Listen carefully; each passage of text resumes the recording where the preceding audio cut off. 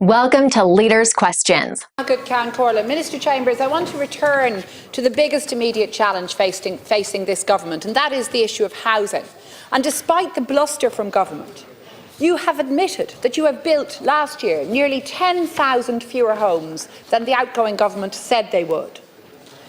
All of us here, from our constituents, from communities around the country, that housing is the single biggest issue facing families, facing individuals. We hear it from people who are homeless. We hear it from families who are living in housing insecurity. We hear it from young people who cannot move out of their childhood bedrooms because they cannot find an affordable home anywhere in their neighbourhood. Tomorrow morning, we will debate a Labour Party motion which sets out a clear pathway for the radical actions necessary to address this housing catastrophe, which sets out our proposals for an active state intervention to address this, to ramp up delivery. We offer a radical reset of housing policy, as your own Housing Commission called for. Yet we see that you and your Cabinet colleagues have now agreed a counter-motion which will reject our ambitious proposals for change and instead, it seems, will offer only more of the same, more of what hasn't worked to deliver homes for people. The only suggestion of change is from the Taoiseach, to weaken protections for renters and to provide more money to developers, with no active role for the state. Minister, can you explain why you're so set on repeating the mistakes of the past, repeating the same mistakes which led to missed targets and lack of delivery under Housing for All, and indeed which created the conditions that led to the last property crash under your own party's watch? Minister, I think all of us are now clear that your party and Fine Gael misled the public on housing delivery in the general election. It is only 12 weeks since we were in the thick of that campaign, and in the pitches to the public from Fianna Fáil and Fine Gael, there were claims that construction would exceed targets, that 40,000 homes would be built. There was nothing about ending rent pressure zones, nothing about prioritising tax breaks for developers. Indeed, Fine Gael even committed to retaining rent pressure zones, and your own party's manifesto committed only to continue to review them. On the same page that you boasted about capping rents using RPZ legislation, no indication that you'd be pulling the rug from underneath renters, removing the safety net that is there. Minister, the Taoiseach has warned your TDs to brace themselves for a raft of unpopular decisions on housing, but renters that we are all hearing from every day since the Taoiseach's pronouncement on Sunday, renters are bracing themselves, facing the fear that their monthly bills will further skyrocket. In your new role, Minister, as in public expenditure, you must be concerned by the Taoiseach's threatened transfer of public money from investment in necessary state infrastructure, from beefing up the Land Development Agency, instead, it seems, to delivering off-the-cuff handouts to developers. Minister, handouts to developers did not work in the past, they made matters worse. Can you confirm that the RPZ laws will be renewed this year, and what evidence do you have that tax breaks will lead to any increase in housing supply?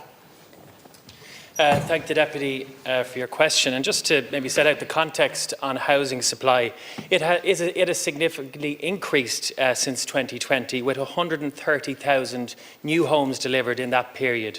And obviously everyone in the government benches and indeed across the House was disappointed with the final numbers for 2024, which were less than what we were expecting. But it's not true to say that we missed our Housing for All targets. If you look at the overall net position over a period of 3 years, we saw 29,000, 32,500 and 30,300 delivered, which was in a combined total exceeded the overall target over 3 years. But what we need to do is look to the future to drive significant supply of homes across our economy. And the volume of homes built in the last 5 years represents the highest delivery for many, many years. And notwithstanding the short-term fluctuation in delivery, the current delivery pipeline is very strong. Work commenced on 60,000 new homes in 2024. That's an increase of 84% compared to 2023. And it equates to work starting on an average of 239 new homes every working day of the year. And we are determined that the uplift in supply of recent years must be sustained, with the longer-term upward trend maintained. And that's why the outgoing government set new housing targets of over 300,000 new homes over a series of years. And I want to be clear in my own role as Minister for Public Expenditure. We're conducting, and why we agreed to a review of the National Development Plan, was to accelerate infrastructure delivery in our economy, in water, in energy and transport, to unlock future supply, to intensify the level of housing delivery in our economy. And I expect when you see the capital outworking of that, that you'll see increased allocations for housing, an increased focus of the state's role in housing supply. But if we are to deliver 50,000 new homes per year, we're going to need more private investment to work and complement with the state's role in housing. And we all need to be honest about that. The state has a central role, but we need to ensure that we unlock future private investment to drive increased supply across our economy. And that means examining all of the policy options that are available to government to ensure that we drive housing supply, to increase affordability for young people, to give them that opportunity to buy and own their own home, and also for renters in our economy, where there's a severe shortage of supply. And as I've said in response to Deputy O'Brien, we've said we're going to conduct a review with the Housing Agency. There's no predetermined outcome to that review, but it'll be evidence-based to see how can we ensure that we protect renters, but also increase the supply of rental accommodation and the development of rental accommodation in our economy. That is a necessity to ensure that people who want to rent a home today and future renters in our economy have the opportunity. If you go on to daft.ie, go into any of the sites, it's very difficult in terms of supply of rental accommodation, and we need more homes for supply to rent in our economy. Well, Minister, you speak about an uplift in housing delivery. The only uplift likely this year, it seems, is an uplift in the rents that people are being forced to pay.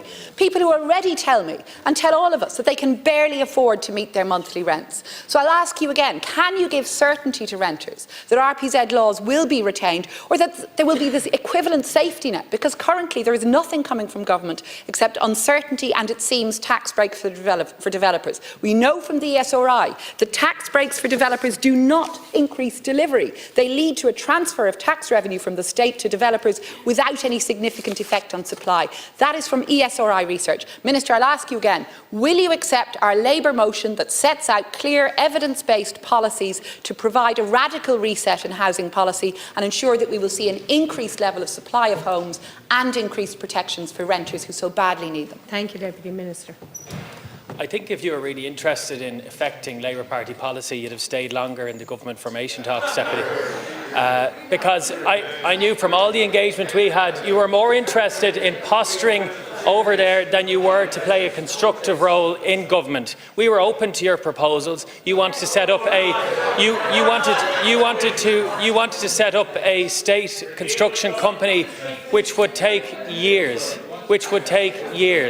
And let me be clear, our central objective will be to increase Our central objective in any review of housing policy will be to increase supply, to unlock and address all of the levers of supply which are open to government to ensure that we can drive affordability for young people and to address the severe housing shortage that is there. We will not deliver on housing unless we have a significant uplift of supply across our economy. That means the role of the state will be strengthened. It will be strengthened when this government reviews the National Development Plan. We also need to assess how we address other levers of supply, and that's what we'll be doing, whilst protecting renters, whilst protecting the vulnerable in our society. Like, share, and subscribe, and let us know your thoughts in the comments. We'd love to hear from you.